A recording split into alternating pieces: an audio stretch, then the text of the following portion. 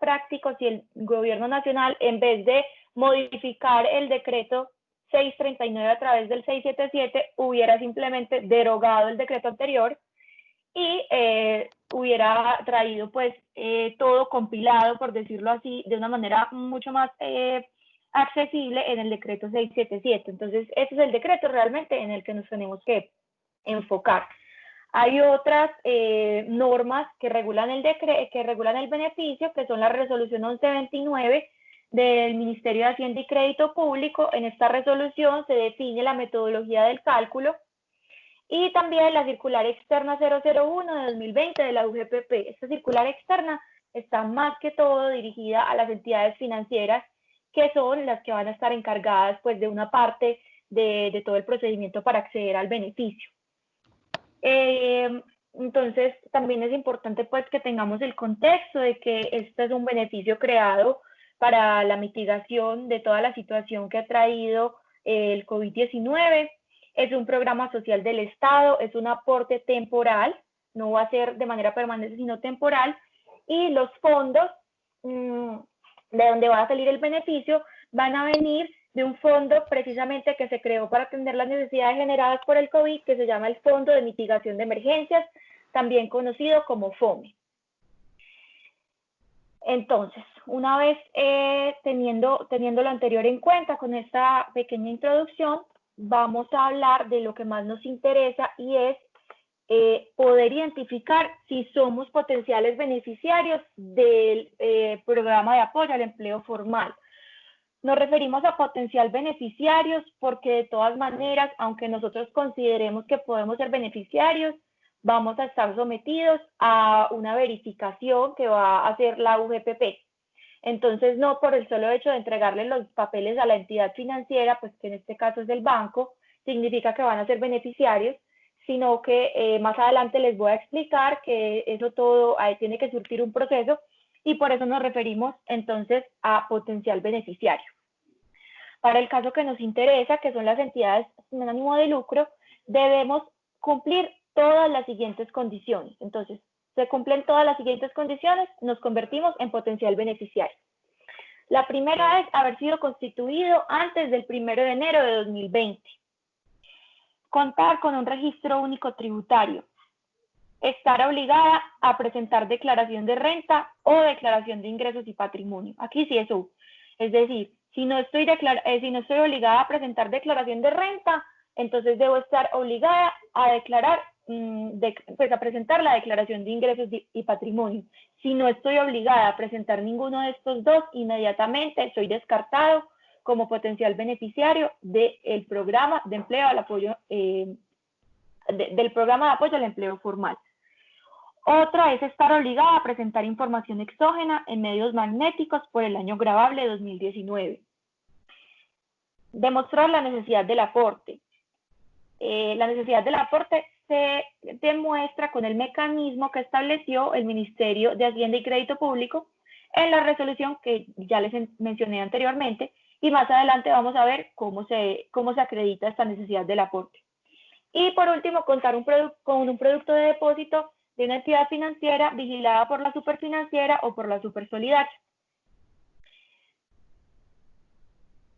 Bueno, pues yo acá, pues esta capacitación es netamente de parte del área laboral, pero de todas maneras, anticipándome de pronto a algo que yo también me pregunté, les dejo por acá la resolución número 00070, que es la que define quién está obligado a presentar información exógena en medios magnéticos por el año gravable de 2019. Entonces, ya posteriormente a la capacitación, yo les voy a mandar estas memorias y ustedes van a averiguar, pues pueden verificar si están dentro de los topes para presentar la información exógena y así corroborar si son beneficiarios o no de este beneficio.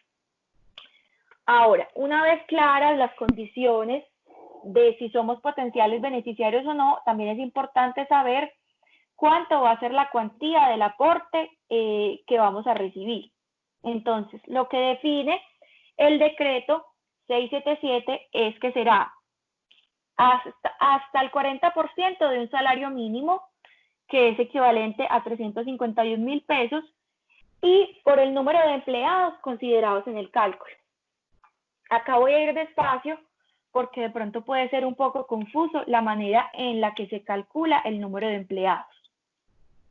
Entonces, el número de empleados, para tener en cuenta el monto del beneficio, van a tener que cumplir una serie de condiciones. Vamos por partes.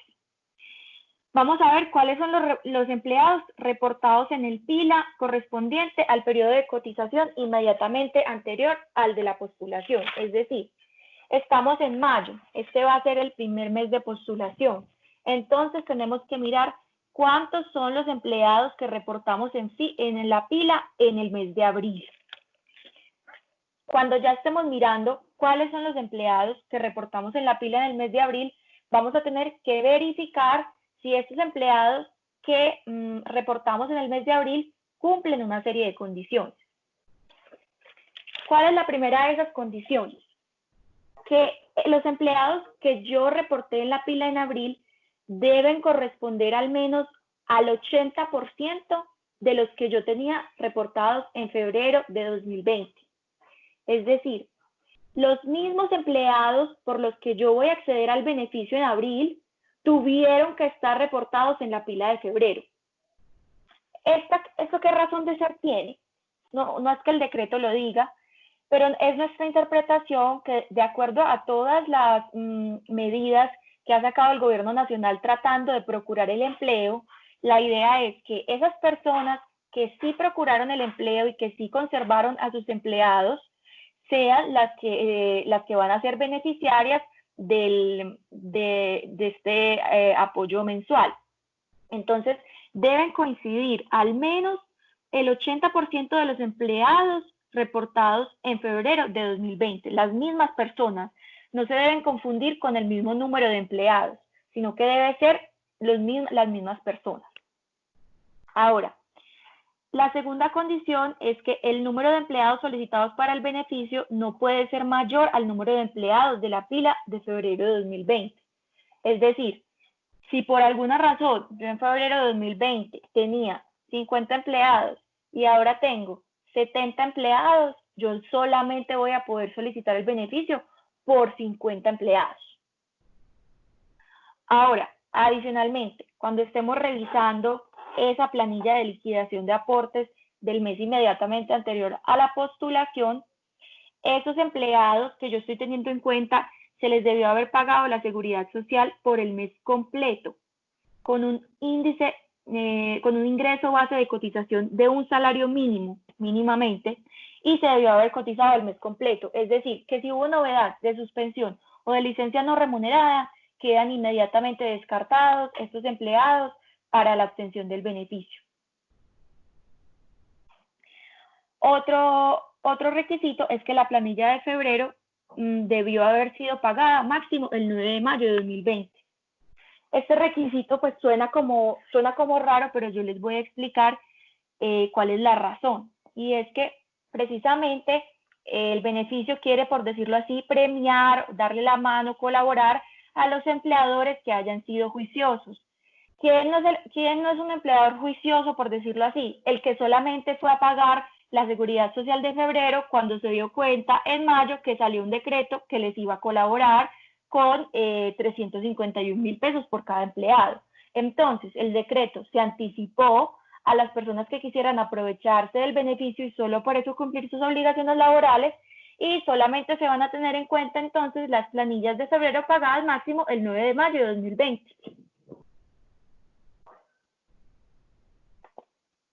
¿Qué más tenemos que saber de este beneficio? Va a estar vigente en mayo, junio y julio. Como les dije, es un aporte temporal.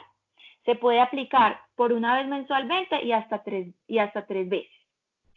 Es importante también saber que una vez se reciban los recursos del gobierno por los 351.000 pesos multiplicado por el número de empleados con las condiciones cumplidas, estos recursos en la cuenta, en el producto de depósito, serán inembargables durante los 30 días siguientes al ingreso de estos recursos.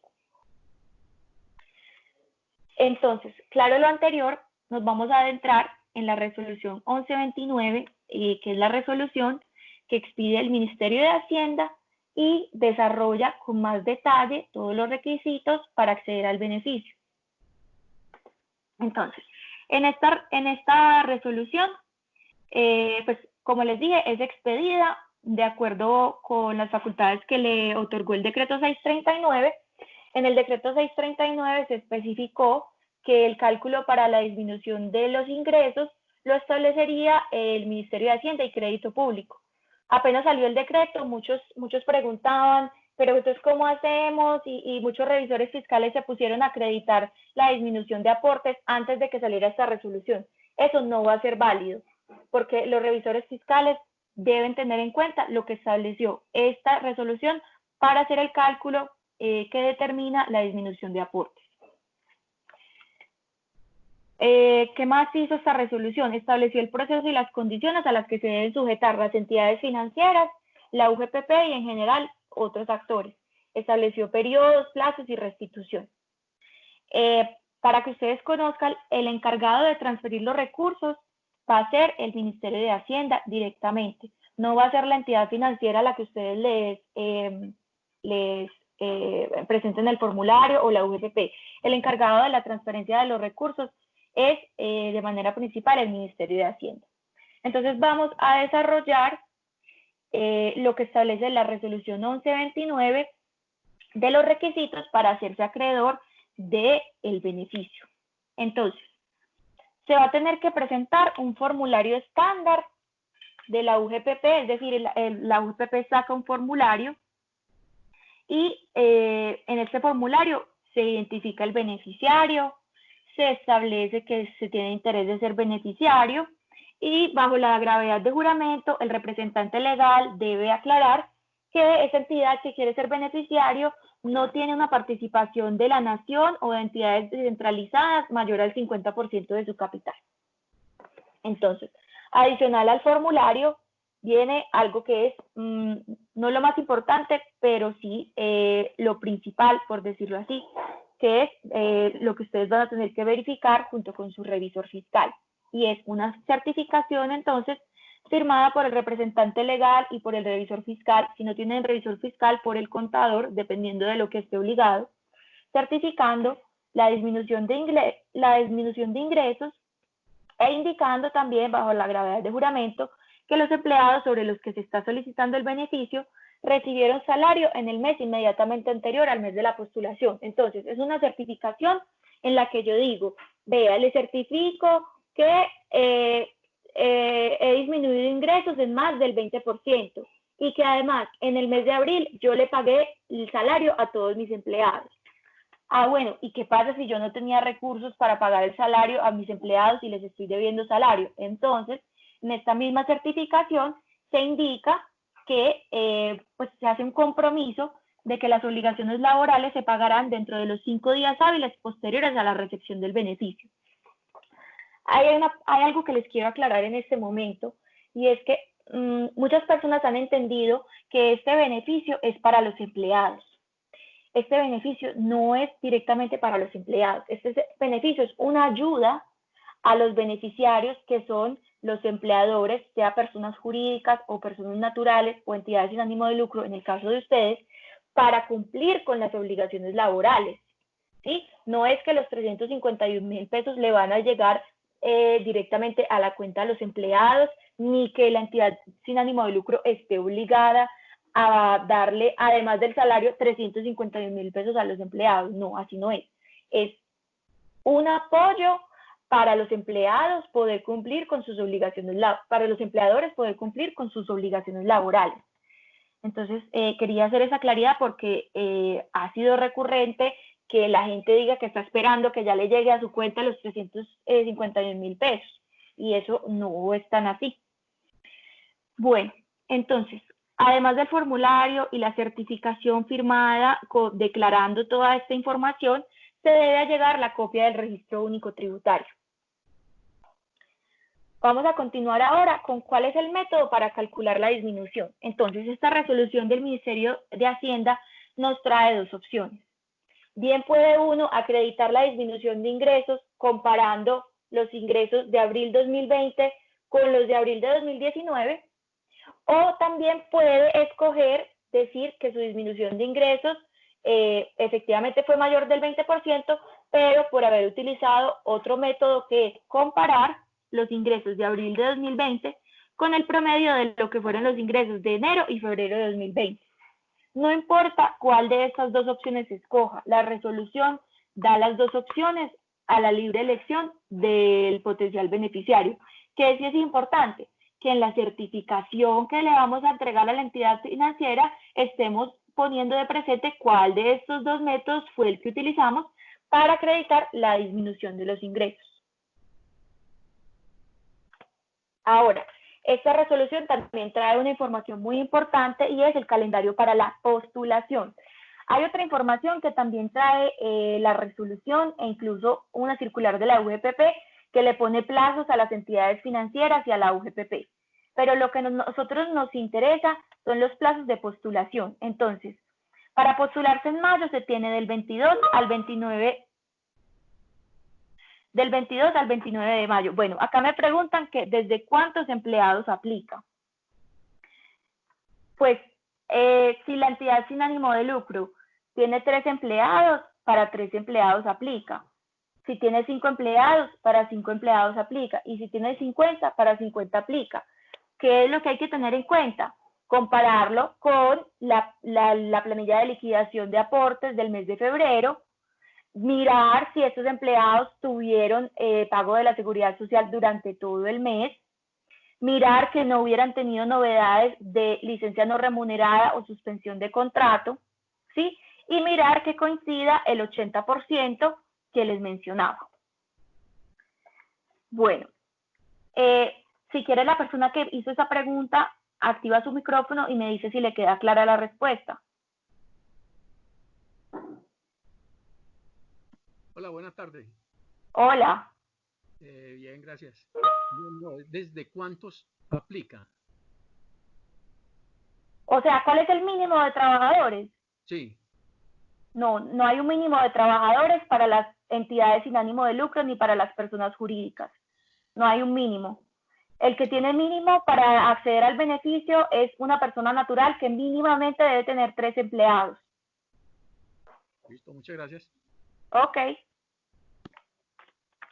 Bueno, entonces les decía que hay un calendario para la postulación de los potenciales beneficiarios. Para la postulación en mayo se tiene del 22 al 29 de mayo. Para la postulación de junio, del 1 al 17, y de julio, del 1 al 16. Aquí hay algo muy importante que me estaba comentando María Adelaida ahora, y es que nosotros nos preguntábamos por qué si la UGPP va a ser la que realice la verificación una vez la entidad financiera entregue la postulación, tiene luego 3 años para fiscalizar a los beneficiarios del beneficio. Y es porque estamos entendiendo que la primera postulación, la UGPP, no va a revisar rigurosamente los requisitos, por decirlo así. Va a ser una revisión muy por encima de los requisitos formales, ¿sí? Entonces, del 22 al 29 de mayo, nosotros tenemos que correr, pero la UGPP también va a tener que correr. Y precisamente porque tiene que correr, va a ser una verificación muy rápida. Y que entonces, por hacer eso... ¿Aló? ¿Aló? ¿Aló? Sí, cuéntame. Perdón, discúlpame. Ok. Pregunta Doralba Henao que la institución no está obligada a presentar renta, ni ingresos ni patrimonio, pero sí información exógena.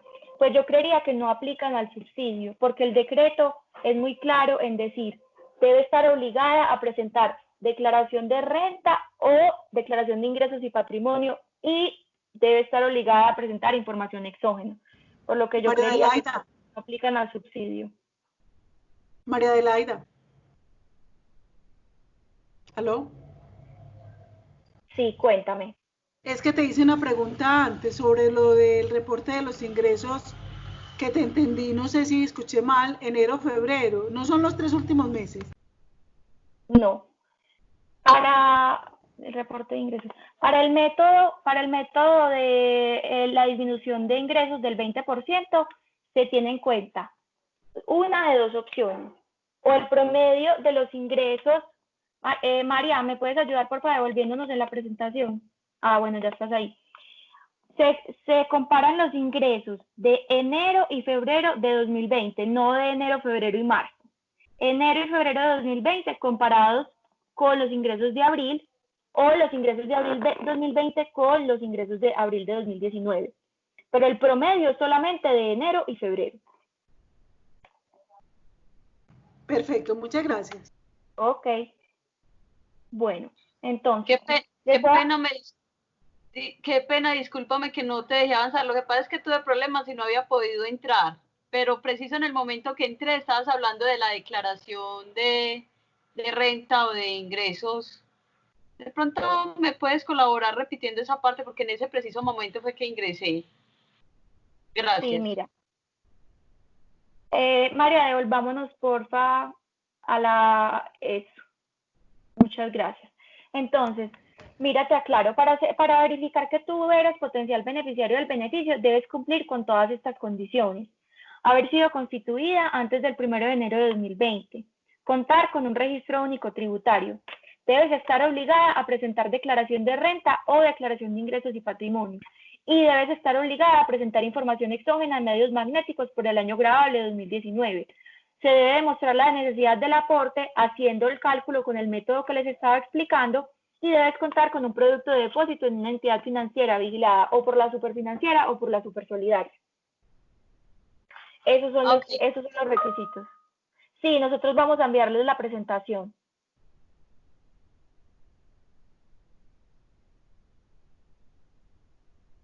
María, continuemos con la diapositiva que indica qué sucede una vez se reciba la postulación.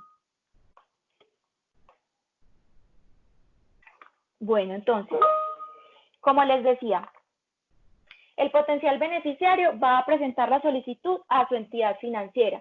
También es importante que tengan en cuenta que si yo tengo una cuenta en el Banco de la Vivienda y le solicito a esta entidad financiera el beneficio por el mes de mayo, a esta misma es a quien se la debo solicitar por el mes de junio y por el mes de julio. No puedo hacerla con entidades financieras distintas. ¿Ok?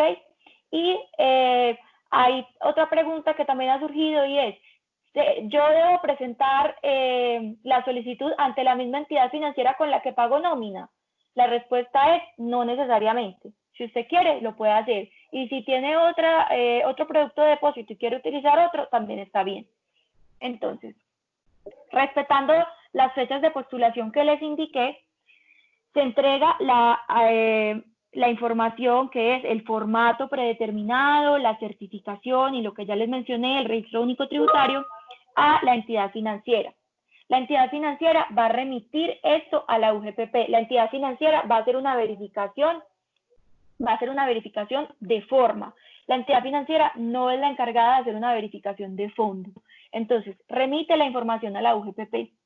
La UGPP entonces va a estudiar la postulación, va a estudiar estos documentos y le va a informar a la entidad financiera cuáles son las postulaciones que cumplen con los requisitos para ser beneficiarios. Entonces va a emitir un concepto de conformidad. Emitido el concepto de conformidad, la entidad financiera ahora va a remitirle al Ministerio de Hacienda una cuenta de cobro. Recuerden que yo les decía que el Ministerio de Hacienda va a ser el encargado de los recursos. Entonces, entidad financiera remite a la UGPP. La UGPP presenta un concepto de conformidad. Teniendo en mano el concepto de conformidad, la entidad financiera va a remitir al Ministerio de Hacienda una cuenta de cobro y va a ser la Dirección General de Crédito Público la que le consigne a la cuenta del Banco de la República que la entidad financiera haya indicado. Pues les aclaro pues entonces que las entidades financieras tienen cuentas, así como nosotros tenemos cuenta en Bancolombia, en BBVA, en el Banco Santander. Las entidades financieras tienen una cuenta en el Banco de la República, y esa cuenta del Banco de la República a la que se van a consignar estos fondos. y ya la entidad financiera debe transferir a los beneficiarios los recursos. Yo estuve leyendo las preguntas que ustedes presentaron antes de la capacitación y tanto la resolución como la circular establece que a los beneficiarios se les va a facilitar los canales virtuales para hacer estas postulaciones. Entonces se va a facilitar la firma digital y se va a tratar de facilitar en la medida de lo posible todos los canales virtuales para que estas solicitudes se puedan hacer de manera remota. Hay otra observación importante, y es que para las postulaciones del mes de mayo solamente serán tenidas en cuenta las planillas pagadas a más tardar el 22 de mayo de 2020. Espérenme un segundo, por favor, yo silencio para no desconcentrarnos. ¿Cuál es la razón de que solamente son tenidas en cuenta las planillas pagadas a más tardar el 22 de mayo? Por la misma razón que se puso el límite del 9 de febrero, porque no es la idea que ahora un empleador moroso que no hubiera pagado la seguridad social en abril, cuando ve que se crea este beneficio, salga corriendo a pagar la seguridad social. Entonces, por eso se pone ese plazo de que solamente serán tenidas en cuenta las planillas de abril a más tardar pagadas el 22 de mayo de 2020. Ya voy a pasar a hacer un repaso y luego abro el chat para terminar de responder todas sus preguntas. Entonces, vamos a hacer un repaso mirando a quién se extendió el beneficio del programa de apoyo al empleo formal. Se extiende a personas jurídicas constituidas con anterioridad al 1 de enero de 2020, a entidades sin ánimo de lucro también, a personas naturales empleadoras con más de 3 trabajadores, a consorcios y a uniones temporales. ¿Cómo se va a acreditar la disminución del 20% de los ingresos? Comparamos los ingresos del mes en que se hace la postulación con el mes del mes inmediatamente anterior al que se hace la postulación con el mismo mes del año anterior, o comparamos los ingresos del mes en que del mes inmediatamente anterior al que se hace la postulación con el promedio de enero y febrero de 2020. ¿Cómo se calcula el valor del aporte? Será el número de empleados multiplicado por el 40% de un salario mínimo, que es equivalente a 351.000 pesos. El número de empleados, ¿cómo se determina? Entonces vamos a tener en cuenta el número de empleados en la planilla de liquidación de aportes en el mes inmediatamente anterior de la postulación, por quienes se hubiera cotizado el mes completo con mínimo un ingreso base de cotización de un salario mínimo, y a quien no se les haya aplicado la novedad de suspensión temporal del contrato o de licencia no remunerada. Adicional a eso, recuerden que este número de empleados debe ser equivalente mínimamente al 80% de los empleados reportados en la pila de febrero. Hablando del 80%, nos referimos a las mismas personas, a los mismos trabajadores, no al mismo número de trabajadores, sino a las mismas personas. Y por último, las fechas determinadas para la postulación. En el mes de mayo se tiene plazo hasta el 29, en el mes de junio hasta el 17 y en el mes de julio hasta el 16. Ahora voy a abrir las preguntas y realmente son solamente solicitando la presentación, que Karen ya se encargará de compartírsela. Entonces, hasta ahí es que llega la capacitación. Cuéntenme si tienen alguna pregunta adicional.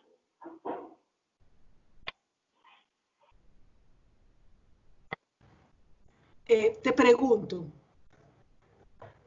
¿sí? Dime. Mira, es que nosotros hablo Ana del Carmen Galeano de la Corporación Fomentamos. Muchas gracias por la explicación, me pareció muy pedagógica tu explicación y va a ser de mucha utilidad para nosotros las organizaciones. Te quería preguntar algo. Es claro, que pues hay instituciones mucho más bollantes financieramente y entonces tienen establecido, por ejemplo, unos formatos de las cartas que uno debe anexar. Por ejemplo, me dicen que Bancolombia tiene un formato. Nosotros, lo vamos a hacer por nuestra entidad, pues con la cual somos afiliadas y aliadas, que es la cooperativa Confiar. Ellos nos mandaron el formulario del gobierno nacional y nos mandaron los requisitos que deberíamos de hacer y nosotros pues construimos la carta. No hay ninguna dificultad con eso, o tiene que ser un formato preescrito. No, no hay ninguna dificultad con eso. Sí, con la cooperativa es con que ustedes tienen un producto de depósito y está autorizada para ello, ella es la que determina cuál sería el formulario. Y si no les mandó ninguno, pues realmente es que esa carta de certificación no tiene ninguna forma específica. Lo que importa es el contenido, que cumpla con los requisitos de certificar la información que se está solicitando. Muchas gracias. Con gusto. Bueno, muchas gracias a todos. Karen, yo te estaré mandando las memorias para que las compartas con ellos. Alguien, la señora Doralba Henao levantó la mano. Tiene una pregunta, me imagino. Sí, cuéntame. Tiene la mano levantada, señora Doralba. ¿Cuál es su inquietud?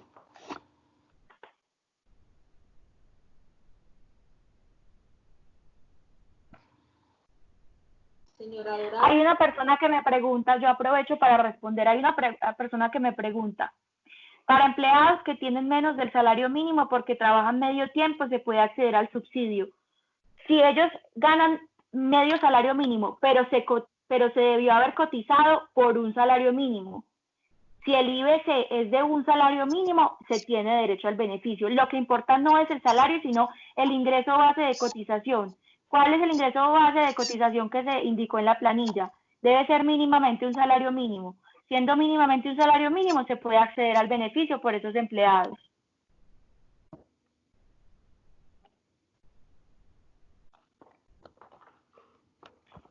Karen, es que la señora Doralba fue la que me preguntó, la que me dijo que había llegado tarde y yo creo que ya yo le respondí su pregunta porque yo me devolví y le indiqué cuáles eran los requisitos. Ah, ok. Bueno, hay alguien... Mardi, que no ha podido encender el micrófono. Ah, bueno, si quiere entonces escriba la pregunta y la respondemos. ¿Alguien más tiene preguntas, inquietudes?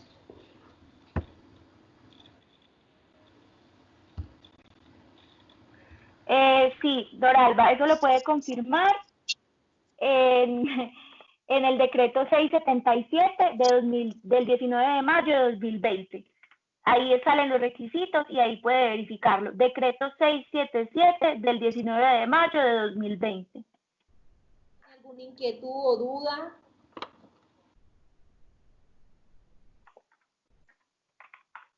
Bueno, eso quiere decir que todo quedó muy claro, Karen. Eso está muy bien.